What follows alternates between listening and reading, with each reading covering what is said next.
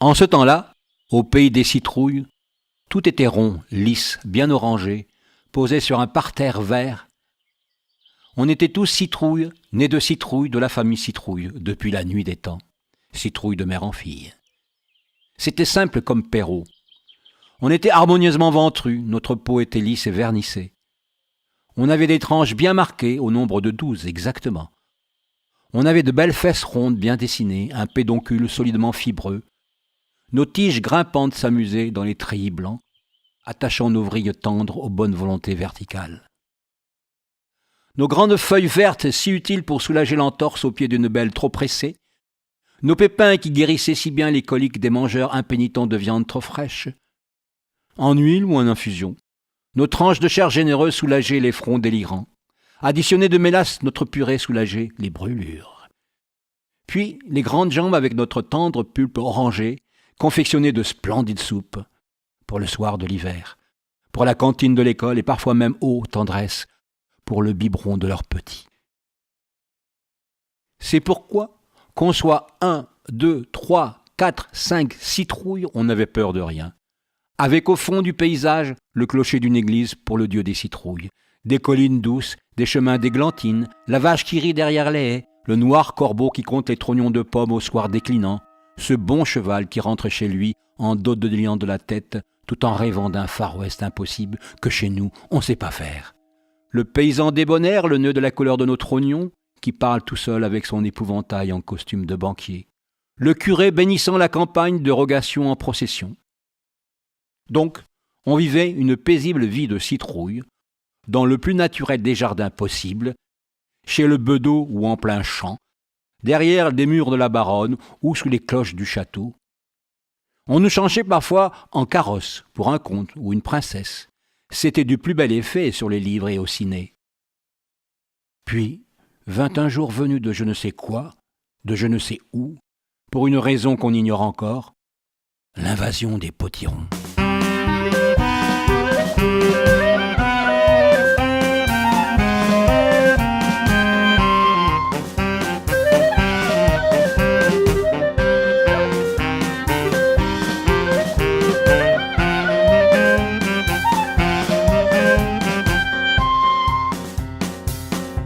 Les potirons, enfin, voyons. Faut pas nous prendre pour des courges. La ficelle était trop grosse. Mais alors, des potirons de toutes les formes et de toutes les couleurs. Un vrai carnaval comique de potirons déguisés. Il y en avait des verts, des noirs, des blancs, des horribles gris, des tristes bruns, des verdâtres couleurs de bouse. Le nœud en queue de pie, la peau vérolée, les flancs protubérants, la gorge en goitre, les fesses affadées et flasques, le front impudent, les côtes irrégulières, enfin, tout un peuple étranger qui nous ressemblait mal, qui nous voulait du mal, et qu'on voulut leur place dans nos plates-bandes déjà si étroites, pour nous manger les vitamines de nos sols, grignoter nos espaces prospères, voler nos abeilles, domestiquer nos papillons. On a crié, manifesté, on a écrit des réclamations. Alors, un monsieur est venu de Paris pour régler notre affaire. Lorgnon, chapeau de feutre vêtu de noir, chaussures de cuir, un grand livre sous le bras. Il a passé une semaine à nous examiner. Il a examiné nos dessus, fouillé nos dessous. Il a même mis son doigt indiscret dans nos belles fleurs jaunes épanouies, vérifiant nos pistils, goûtant nos étamines, en faisant des mimiques de savant, pour nous déclarer, le 7e jour, en montant sur la margelle du puits au milieu du jardin, pour être bien entendu de tous. Écoutez-moi, vous êtes tous des cucurbitacées, un point c'est tout et n'en parlons plus. Et il est parti, nous plantant tous là comme des ronds de flanc. On s'est regardé un moment entre citrouilles. Du côté des potirons, ça gloussait sous les feuilles. Des cucurbitacées ? Ah, mais on va pas se laisser insulter comme ça. Assez, c'est trop. Beaucoup d'entre nous ont rougi, certaines ont pâli. On a dépéri pendant plusieurs jours d'une longue maladie de collective mélancolie. Cet hiver-là, on a décidé de mourir et de ne plus revenir.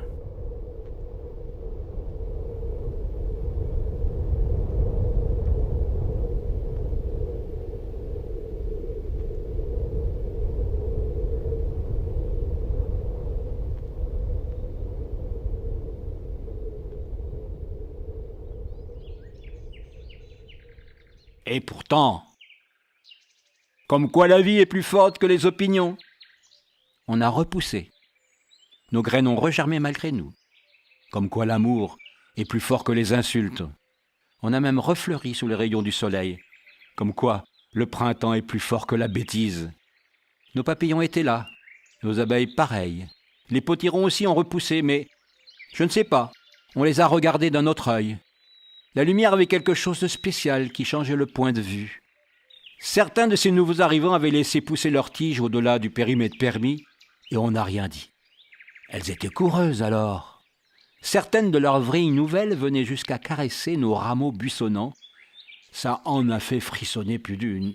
Et quand ce fut le temps de la floraison, il a bien fallu constater combien nos fleurs étaient semblables.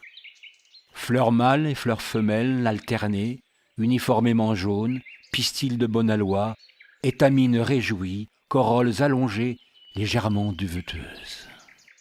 On devait quand même être les mêmes quelque part. Puis ce fut le moment du travail des abeilles et du papillonnage des papillons, les premières fécondant scientifiquement des variétés nouvelles selon un cahier des charges de l'INRA, l'Institut réjouissant des reproductions amoureuses. Quant aux autres, c'était à l'inspiration qui voltaient de fleurs en fleurs, au gré de leur fantaisie et de leurs courses vagabondes, selon le mystérieux livre des décharges de la poésie. À partir de mai, ce fut le temps des fruits. Et alors là, quelle explosion, quelle merveille! À chaque naissance, on allait voir à quoi ressemblait le nouveau venu. On se présentait, nous on disait « Citrouille », et eux répondaient chaque fois un nom étrange. Moi, Sweet Mama. Moi, Blue Banana. Moi, Buttercup. Enchanté. Moi, Marina di Chioggia. Je viens d'Italie. Oh, Moi, Courge des Tempes. ah, c'est moins loin. Moi, Turban Turc. Magnifique, ça vous va bien. Moi, Giraudon galeux, mais on n'est pas malade. Ouf. Moi, Bleu de Hongrie. Ah, vous êtes cigane?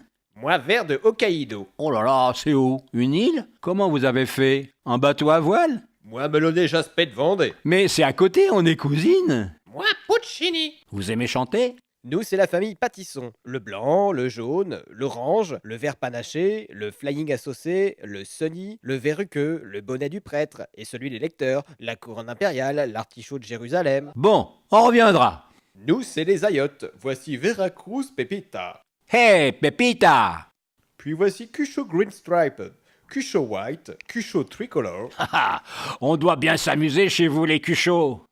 Nous, c'est la famille Musquet. Musclé, vous voulez dire? Vous êtes belle, en effet. Non, Musquet, comme musc, muscade, muscadin. Ah, Et je vous présente la Musquet de Provence, la Musquet Kurokawa, la Musquet de Napoli, la Musquet tahitienne, la Baiana tropicale, la Magdalena Big Cheese, la Longue de Nice, la Tompa, la Tante Cheese. bienvenue. Et nous, on est les petits marrons.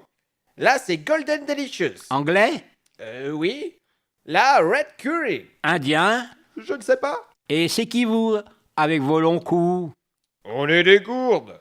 De bien belles gourdes, en effet. Je vous présente la Marinka, la Pomme, la Long Handle Dipper, la Cabane d'oiseau, Oh, cuit, la Gourde pèlerine, pour voyager. c'est ça, la Corsica et la Massue de Sicile. Ah, bon, on rentre chez nous, il se fait tard. Voilà.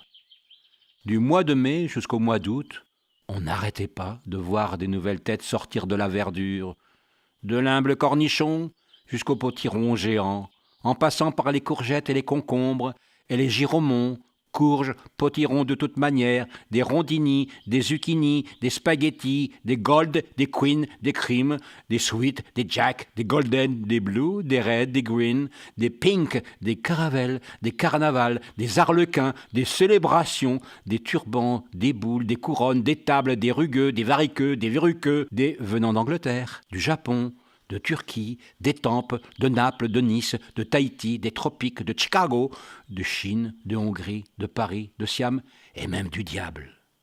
Notre jardin était devenu un vrai jardin de Babel, une symphonie de formes et de couleurs, un patchwork naturel des plus riches. On venait de partout nous voir, on spéculait déjà sur nos graines à venir, on nous photographiait sur toutes les coutures, on emportait nos petits pour d'autres nurseries. On disait qu'on ne passerait pas obligatoirement par la passoire pour la soupe sacrée, mais qu'il nous ferait cuire de 1000 façons, en gratin, en tarte, crêpes, pain, gâteau, en biscuits, en muffins, en beignets sucrés ou salés, en salade, en frites, en chips, en omelette, en compote, en confiture, bouillis, farcis, frits, moulinés, malaxés, veloutés, dégustés dans la diversité des mets imaginés. Ça nous faisait plaisir de les voir parler ainsi, assis sur nos monstrueux sujets. Certains disaient aussi qu'ils aimeraient voir dans leur vie d'aussi beaux exemples de diversité vivre en paix et généreusement. Nous, les citrouilles, on pensait humblement par expérience que c'est pas facile, qu'il faut parfois mourir en hiver pour réfléchir et renaître au printemps suivant. Il y a parfois une lumière qui nous fait regarder les autres différemment.